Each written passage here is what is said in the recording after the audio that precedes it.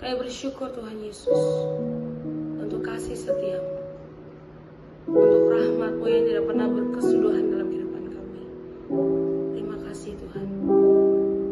Sejauh timur dari barat, Engkau membuang dosaku.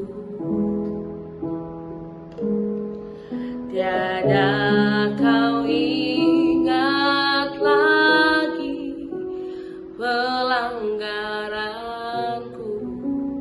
Jauh ke dalam tubir laut, jauh ke dalam tubir laut, kau melemparkan dosaku. Tiada kau perhitungkan kesalahan kami Tuhan, tiada kau perhitungkan kesalahanku. Betapa besar, betapa besar kasih pengampunanmu Tuhan. Tak kau pandang hina hati. Terima kasih Tuhan Yesus. Haleluya. Yang hancur kami berterima kasih, ku berterima kasih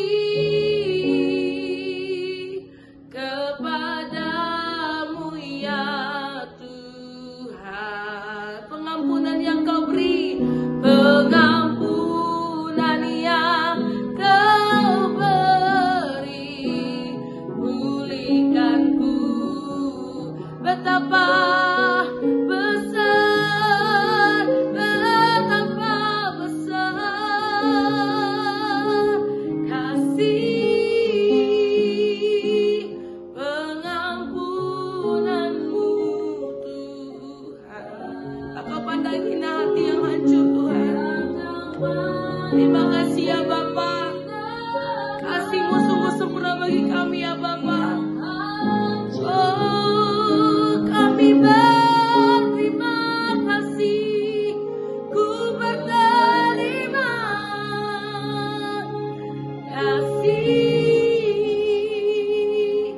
kepadamu ya Tuhan.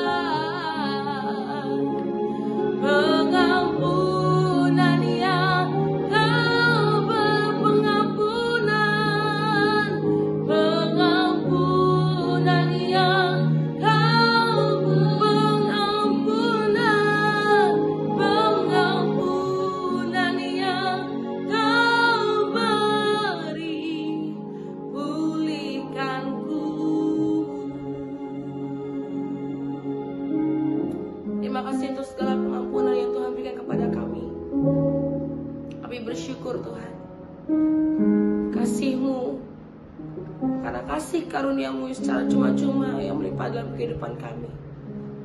Saat ini kami mendengarkan suara-Mu ya Tuhan. Berbicara atas setiap kami. Kami siap mendengar dan merenungkan dan melakukannya dalam kehidupan kami. Dalam nama Tuhan Yesus kami berdoa dan mengucap syukur, haleluya. Amin. Shalom Bapak Ibu, Saudara yang dikasihi Tuhan. Kembali bersama dengan saya pada hari ini Selasa, tanggal 23 September 2025. Saya akan mengajak saudara kita membaca dan merenungkan firman Tuhan yang pada hari ini bertemakan memiliki catatan baru. Kita akan membaca dari kitab Kolose 2 ayat 6-15. Dan saya berharap saudara membaca dari kitab Amos pasal 6 sampai dengan kitab Obadjah pasal yang pertama. Izinkan saya membaca dari kitab Kolose 2 ayat 6 sampai dengan yang ke-10. Demikian firman Tuhan. Kamu telah menerima Kristus Yesus Tuhan kita. Karena itu hendaklah hidupmu tetap di dalam Dia. Hendaklah kamu berakar di dalam Dia dan dibangun di atas Dia. Hendaklah kamu bertambah teguh dalam iman yang telah diajarkan kepadamu, dan hendaklah hatimu melimpah dengan syukur. Hati-hatilah supaya jangan ada yang menawan kamu dengan filsafatnya yang kosong dan palsu menurut ajaran turun-temurun dan roh-roh dunia, tetapi tidak menurut Kristus. Sebab dalam Dialah berdiam secara jasmani seluruh kepenuhan kealahan, dan kamu telah dipenuhi di dalam Dia. Dialah kepala semua pemerintah dan penguasa. Nah, renungan kita pada hari ini, saudara, setiap manusia memiliki catatan hidup yang membentuk siapa dirinya.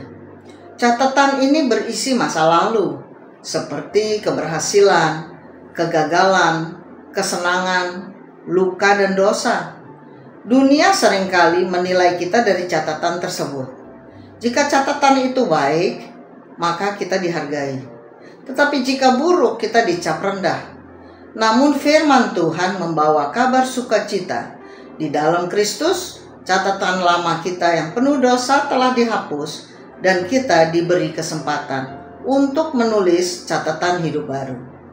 Paulus menuliskan kepada jemaat di Kolose agar mereka tidak lagi terikat oleh hukum dan tradisi manusia yang memberatkan, melainkan hidup dalam kebebasan Kristus. Ia menegaskan bahwa melalui kematian dan kebangkitan Kristus, surat hutang dosa kita telah dipakukan di kayu salib. Dapat saudara baca dalam Kolose 2 ayat yang ke-14. Artinya, catatan lama kita sudah selesai. Kita memiliki identitas baru, catatan baru, dan kekuatan baru di dalam Yesus Kristus. Apa yang mau disampaikan firman Tuhan bagi kita semua? Maka, yang pertama, catatan lama dihapuskan. Seperti yang kita baca dalam ayat 14 yang berkata, dengan menghapuskan surat hutang yang oleh ketentuan-ketentuan hukum mendakwa dan mengancam kita.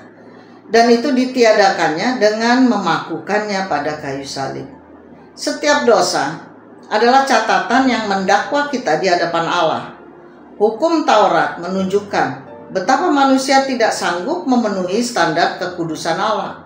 Dapat saudara baca dalam Roma 3 ayat yang ke-23. Namun di dalam Kristus, semua catatan kesalahan itu tidak lagi berlaku. Semua tuduhan sudah dibatalkan oleh salib Kristus.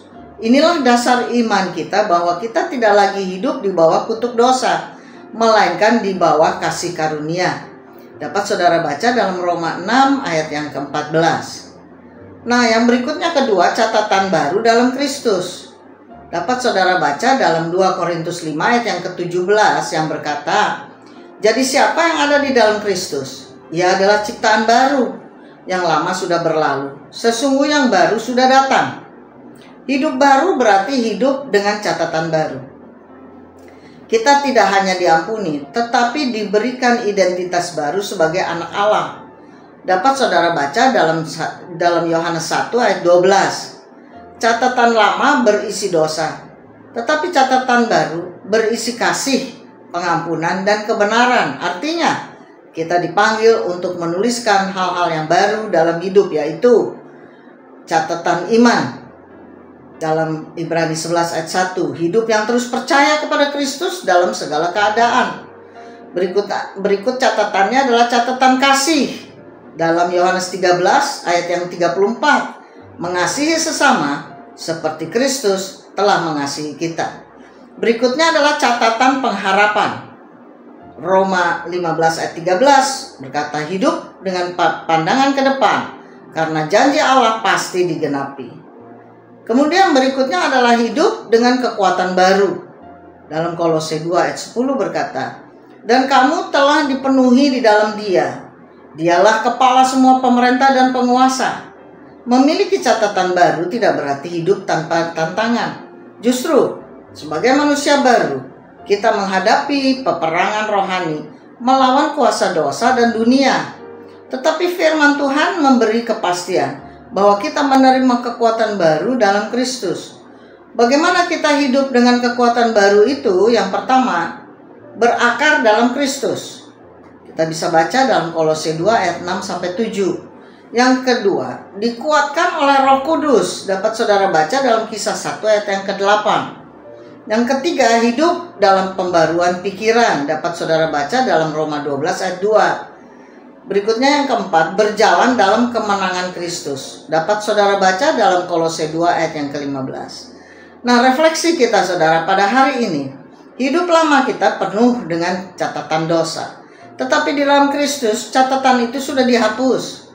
Kini kita diberi catatan baru, yaitu identitas baru, hidup baru, dan kekuatan baru.